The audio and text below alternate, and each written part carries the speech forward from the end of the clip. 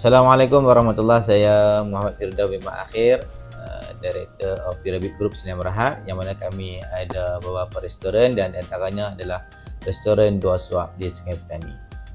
Kalau sebelum ni kita buat Dua Suap tu, kita orang Kedah kata buat rainbow lah. Kita pakai bagi ada ya, asalkan orang boleh duduk, boleh makan sudahlah. Tapi bila semakin lama makin ke depan, kita nampak kita perlukan interior designer untuk main tengok kita punya restoran macam mana. Sejak dari situlah kita nampak kita perlu adanya interior designer. MDC ni saya duk scroll TikTok apa semua, begitu kita nampak oh banyak ramai yang pakai MDC ni. Di antaranya saya nampak dulu Dubai, lepas tu Madat pun ada pernah menggunakan perkhidmatan MDC ni. Lepas tu kita rasa apa salahnya kita kena try juga. Mana tahu dia bawa satu konsep yang menarik dekat Dua Suap. Okey, yang paling suka yang pertama sekali cepat, alhamdulillah. Lepas boleh main bincang dengan kita, lepas bawa satu plan visual yang cantik yang kita boleh nampak dengan jelas. Lepas tu pula mudah nak berhubung, dan alhamdulillah tim mereka ni sangat-sangat perfect lah, alhamdulillah. Lepas siap, wow.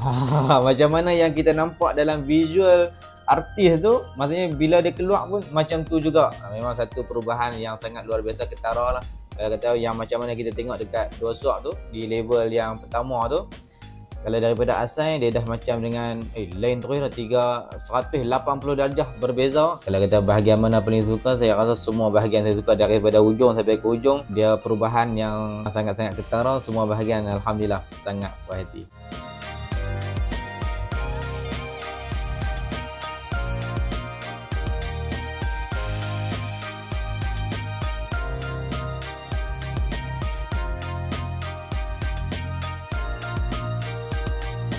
Sangat-sangat berpuas hati, 9/10 boleh kata.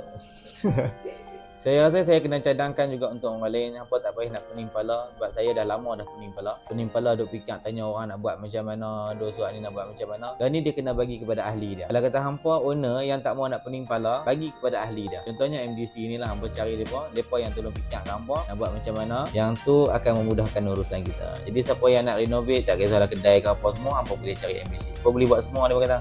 Setakat lain tak ada apa-apa kekurangan, alhamdulillah semuanya untuk servis, semuanya terbaik, renovate semuanya terbaik, apa yang lepas jalankan semuanya terbaik, alhamdulillah.